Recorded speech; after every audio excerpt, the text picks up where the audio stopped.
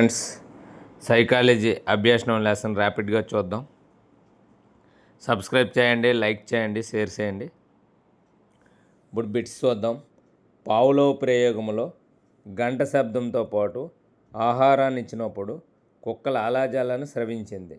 దీనిని క్రింది విధంగా చూపవచ్చు. CS plus UCS UCR. 25 అర్ధరహిత పదాలు గల జాబితాను శ్రీధర్ 20 ప్రయత్నాల్లో నేర్చుకున్నాడు. 2 నెలల తర్వాత మరలా అదే జాబితాను తిరిగి నేర్చుకోమనగా అతను 16 ప్రయత్నాలు తీసుకుంటాడు. శ్రీధర్ పొదుపు 20%. మాస్లోవ్ ప్రకారం దాదాపు అందరు వ్యక్తులు మొదట సంతృప్తిపరచుకోవడానికి ప్రయత్నించే అవసరం శారీరక అవసరం. అభ్యాసనం గురించి సరైన ప్రవచనం. అభ్యాసనం పరిపక్వత ఉద్వేగాలతో ప్రభావితం అవుతూ ఉంటుంది. అంటే అభ్యాసం పరిపక్వత ఉద్వేగాలతో ప్రభావితం అవుతూ ఉంటుంది. సంస్కృతం నేర్చుకున్న వ్యక్తి హిందీ నేర్చుకోదలిచాడు. ఇక్కడ జరిగే అభ్యాసన బదలాయింపు అనుకూల బదలాయింపు. తిరోగమన అవరోధంలో ప్రస్తుత అభ్యాసన గత అభ్యాసనం పునఃస్మరణ చేయటం ఆటంకం కలిగిస్తుంది. ఫలిత సూత్రంను ప్రతిపాదించిన వారు థార్న్డైక్. ఆవిష్కరణ అభ్యాసనంగా ప్రసిద్ధి చెందిన సిద్ధాంతం బ్రోనర్ బోధనా సిద్ధాంతం. బోధనా విషయం విద్యార్థులకు అందించబడే హెర్బర్ట్ సోపానం సమర్పణ. నిర్మాణాత్మక మదింపునందు ప్రాజెక్టు పనులకు ఇవ్వబడిన భారత్వము 20%. రవి కుడి చేత్తో ఉద్దు రాయడం నేర్చుకున్నాడు, కానీ ఎటువంటి అభ్యాసం లేకపోయినా అతడు ఎడమ చేతితో కూడా రాయగలడు. ఇది ద్విపార్శ బదలాయింపు.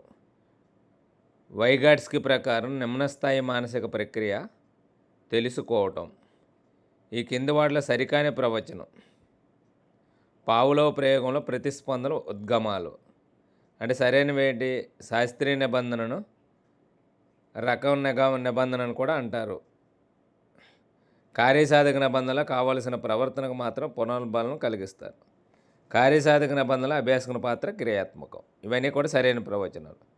గెస్టాల్ట్ వాదుల ప్రకారం అభ్యాసన బదలాయింపులో కీలక పాత్ర వహించేవి సంబంధాలు. సాంఘిక అభ్యాసం సిద్ధాంతంలో ఇలా కూడా పిలుస్తారు నమూనా అభ్యాసం సిద్ధాంతం. తప్పుగా జతపరచబడిన జత బండూరా జెనీవా. అయితే రైట్ ఏంటి? Thorndike America, Pavlov Russia, Piaget Switzerland. కొండ గుర్తులు అనేవి స్మృతి కారకాలు. విద్యార్థులు రైమ్స్ని అర్థం చేసుకోకుండా గుర్తించుకోవడం దీనికి ఉదాహరణ. బట్టి స్మృతి. ప్యూగ్ దీనికి సంబంధించింది. విస్మృతి. కింది వాళ్ళలో జ్ఞానాత్మక రంగానికి చెందనిదే వ్యవస్థాపనం. అయితే చెందే వేటి? విశ్లేషణ, మూల్యాంకనం, వినియోగం. 4 సంవత్సరాల పిల్లవాడు ఇంగ్లీష్ రైమ్స్ చెప్పేటప్పుడు బట్టి స్మృతి. టైపు నేర్చుకోవడంలో ఇముడని అభ్యాసన సూత్రం అభ్యాస నియమం. మూల్యాంకనం యొక్క పరిపాలన ప్రయోజనం జవాబుదారీతనం.